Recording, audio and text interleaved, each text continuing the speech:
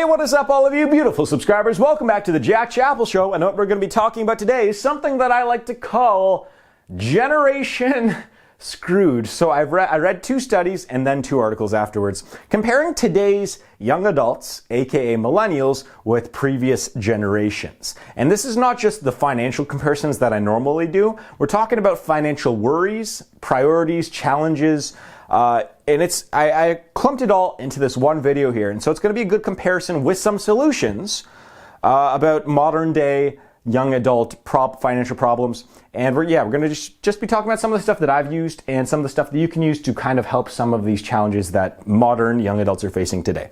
Okay, so one of them that I talk about a ton, I won't get into this too much because it's in all of my videos, is that student loan debt.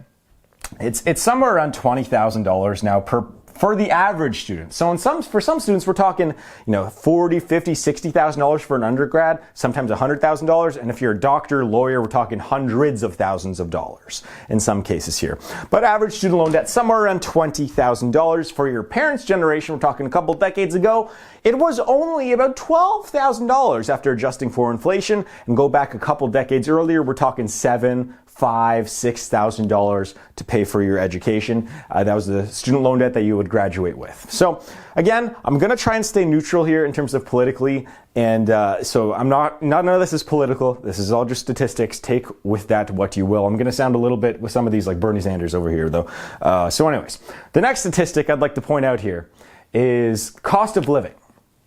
So the cost of living has actually gone up roughly 30% since the 90s. However, for young people specifically for this number here, so for people ages 25 to 34, wages have really only gone up about 8% in the last couple decades.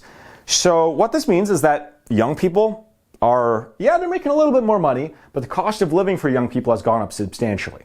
And again, it's just price increases. Now you need the internet to survive, so that's another cost. Cell phone. You need to stay in contact with your employer. There's a bunch of ways, but you need internet. You need a phone bill. And just the price of everything has just kind of gone up that entire time as well. So cost of living's gone up 30%. Wages have only gone up 8% for young people. Now wages for older people have actually gone up more than 30%. We're talking if you're age 45 to 54, wages have actually gone up more than 30% in the last few decades. But for young people, it's not so good. Okay, so we're not going to spend too much time on that.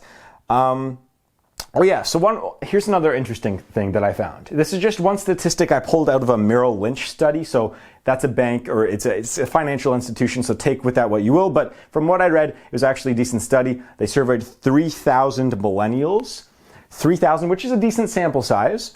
And what they found was that 58% get some sort of support, some sort of direct, continuous financial support from their parents. So people ages 25 to 34, more than half of them get some sort of continuous financial support. So we're talking about things like day-to-day expenses, insurance, rent. Rent was a large portion of this from what I found. A lot of young adults have their parents paying their rent, insurance, day-to-day expenses, groceries, paying off their student loans. I couldn't find the actual number of how many older generations had their parents support them, but I'm guessing it's a little bit lower from the 25 to 34, considering that a lot of people were often married and buying a house at the age of 25 to 34 back in the day. Anyways, another thing that I wanted to mention was that buying a house is a lot tougher these days, especially in cities. I was looking at the average prices of some starter homes.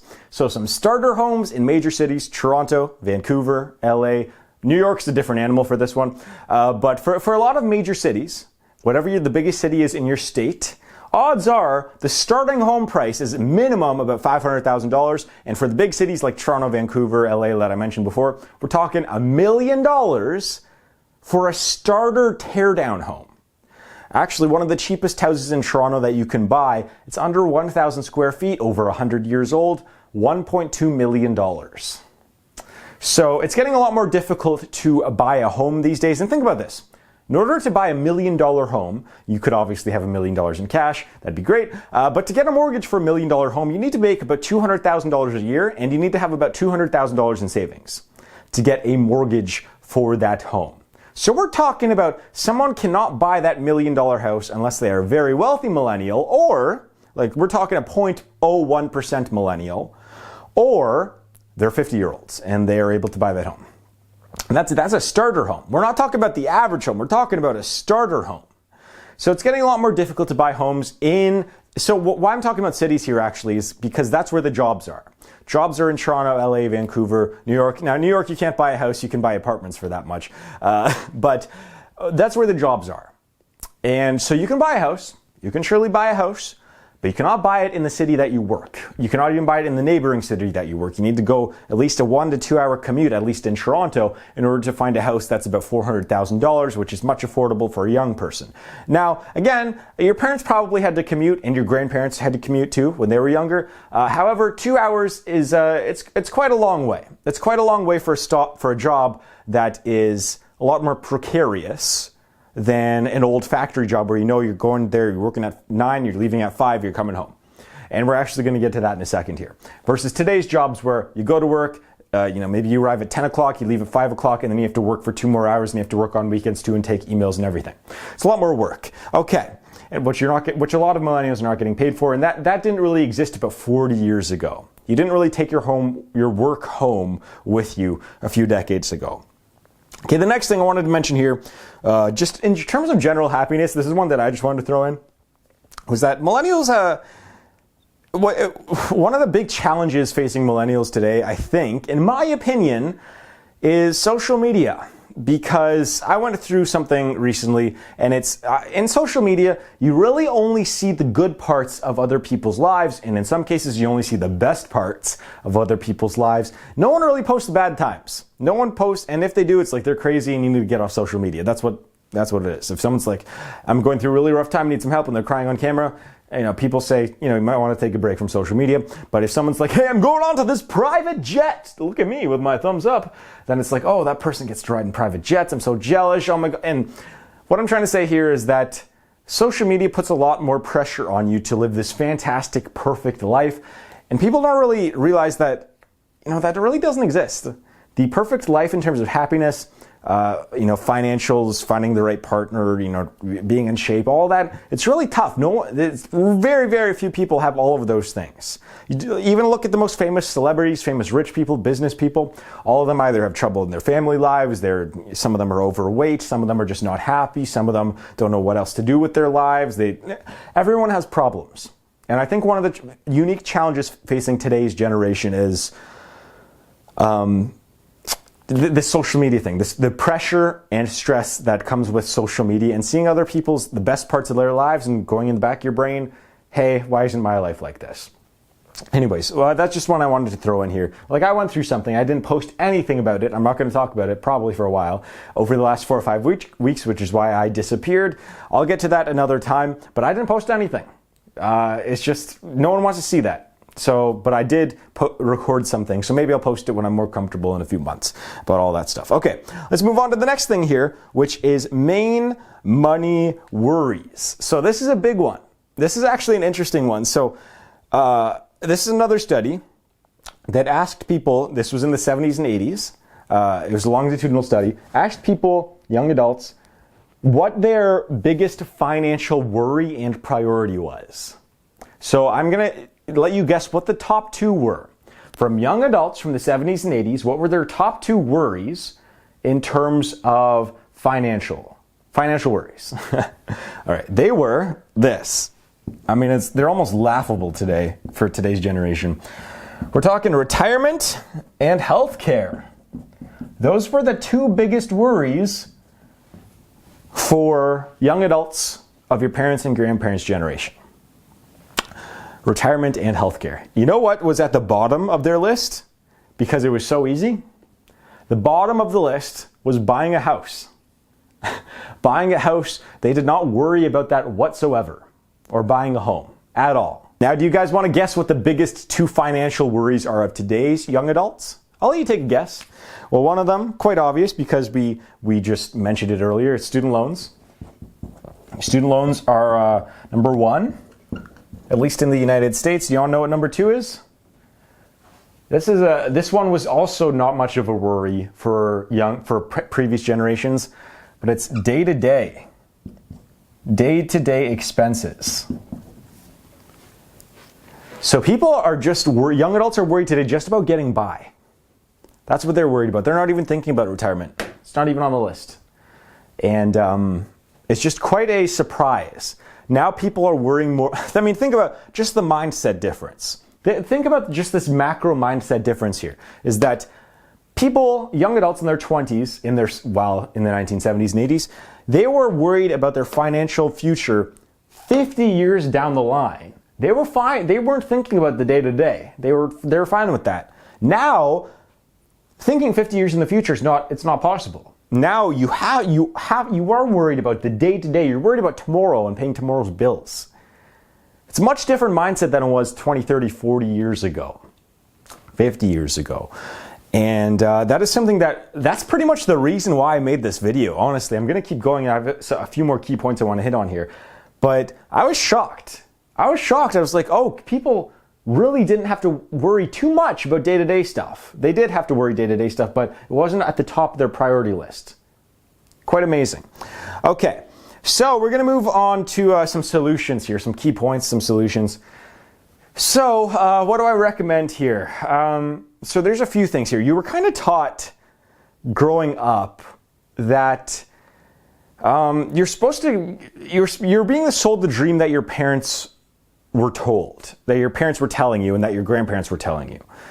And that was, you go to school, get some good grades, you probably go to university if you want to, get a good education. That's the key to the future, right? Get a good education. Now you have to take out a bunch of debt to do that. And then you go find a job somewhere and you work there for 20, 30, 40, 50 years and you retire.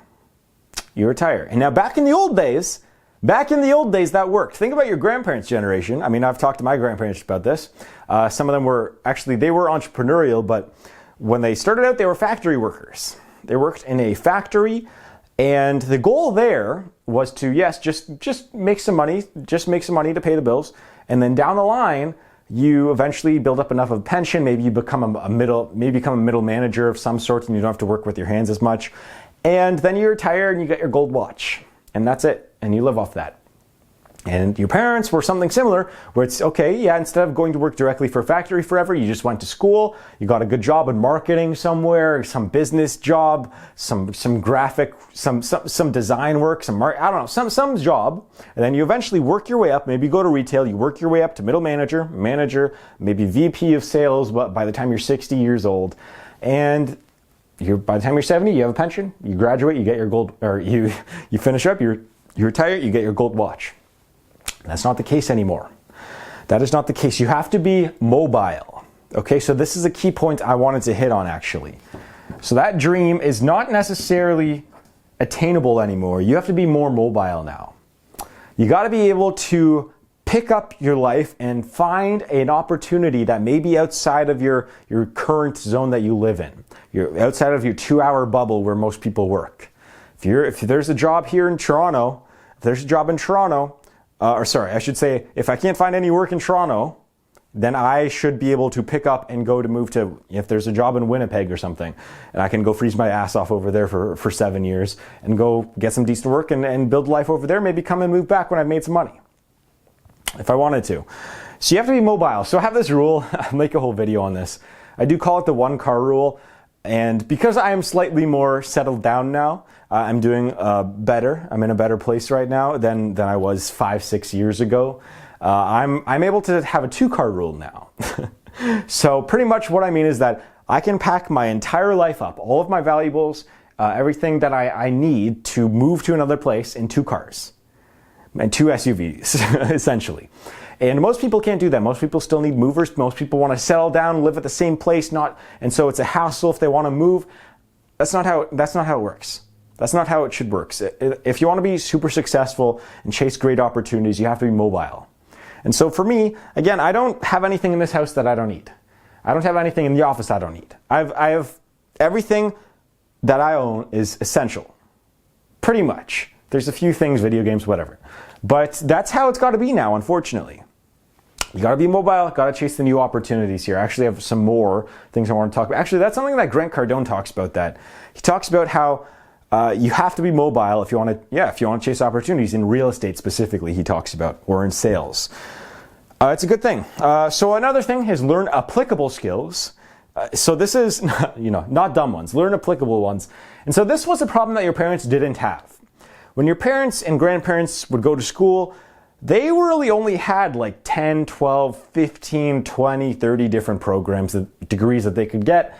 And they were pretty much all relatively applicable. So they'd go get like a marketing degree, a business degree, a science degree, and they could all go find work somewhere. They could go to a grad school, they could go get it. Like the dumbest degree that they had in the 70s was like philosophy, right? Because who's going to want a philosophy job? Unless you turn into Noam Chomsky or something like that. There's not a lot of jobs for that. Now you got degrees out there which in the workforce, it's tough. In the workforce, you're not going to be able to get jobs. So if you're going there, I've brought this up a bunch of times, like there's the history of the Beatles music, and unless that's like a side course that you're taking, then you're not going to get a job as a you're not going to get a job unless it's a side. If that's your degree, no one's going to hire you. And now there's so many things that people think are vital, and they're getting. One of the ones that bothers me, that I talk about all the time. Again, if you want to go study this, it's cool and there's some important stuff you can learn. But it's stuff like gender studies or something like that, it's something, it's important if there's some things if you want to go learn about that. But in terms of workforce, unless you want to go work and specifically be one person in HR, that's not going to, like if I were hiring someone and I need a marketer, if you have a degree in something like that, in a course that you've never done any marketing, it's just you learning about differences in gender or whatever it is, then you're not going to get hired. And that's just unfortunate that there's so many degrees like that out there. There's tons of them out there that people think are super important. And I know I'm going to get so much hate for that. Like, oh my God, Jackie, you're working on gender studies. No, it's just more of, if you expect to get a really good job and have your student loans paid off, and all of that, and you go to school for gender studies, you shouldn't have that expectation that your life is going to go super well over the first 10 years after you exit the workforce, because you have a bunch of student loans and you learned something that isn't applicable to the workforce. That's what I'm saying. I'm not saying that gender studies are not important. Okay, I just want to get that out of the way. That's just an example here. Okay, let's move on to the next thing. Oh yeah, so another thing you can do is if you are going to school, don't go out of state in the United States. Even in Canada, it's kind of similar. Oops, I just dropped my marker here. Is that it's much cheaper. And something that I really learned was that is that at the end of the day, if you want to go get a job somewhere, your employer doesn't really care too much about what school you graduate from. Now, there are exceptions. Obviously, if you get into Harvard Business, that's probably better than some local college business course. If you want to go work on Wall Street, they kind of like Harvard people. There are some exceptions to that. Certain medical schools are better than others. But for the most part, if you go to medical school, you're going to be able to work wherever you want. For the most part, doctors are in shortage. But so it's much cheaper. We're talking about in some cases, it can be 80% cheaper, 80 to 90% cheaper to go to your in-state or in-province school versus going across the country and out of state. It's subsidized. They want to keep their residents in the same state, understandably so. So that's something to think about. It's much cheaper if you're going to go to school. Make sure it's in-state. Much cheaper, saves you a ton of money in the future, and employers don't really care for the most part where you went to school. Hate to break it to you. I've talked to way too many entrepreneurs that do not care at all about what school they went to. That's it. Okay, next one I want to talk about here is actually just the type of degree. Move away from the humanities a little bit, move more towards trades and tech and into some sciences if you can. Now, obviously, there's so many art people out there. Do whatever you want. I'm not telling you to go, but I'm just telling you in terms of it's much easier to get a job and a good job straight out of school if you get a degree in something that is more applicable and is hot right now. It's a hot industry. So we're talking tech and trades. You can still get a really good job. It's more difficult in sciences a little bit. It's a little bit more difficult in sciences right now than it used to be. But again, if you're going for health sciences or you're going to want to go to med school, be a chiropractor or something, it's still relatively fine. It's still a good path to take. Okay, we'll move on to the next one here. Yeah, so just day-to-day stuff. I've gone over this too much. Just don't buy avocado toast. I know that's not all of your problems. This is not my problem. Day-to-day expenses have just gone up so much, but just don't buy stupid stuff. I've talked about that way too much. Don't buy the new clothes that you don't need just because you think it'll impress someone. Who cares? Who cares? Focus on yourself. Who cares what other people think? Don't buy the dumb stuff for $7 every single. Don't get the $14 thing that you impulse buy at some overpriced retail store, $25. Don't get it. That adds up. That's one of the biggest things. We're not going to get too much into that. Last thing here, just try to put away money. If you can, try to put away that $20 to $25 every week, or $25 a day. Not even, you can try a week, but if you're making $100 a day, which is kind of around average right now for a young person, try to put away 20 to 25 of that if you can. And over the course of a month, that's going to become, $600. That's going to become $7,200 a year, roughly. That if you invest that, put that into the stock market, put that into real estate over the next 40 years, you're going to retire a millionaire.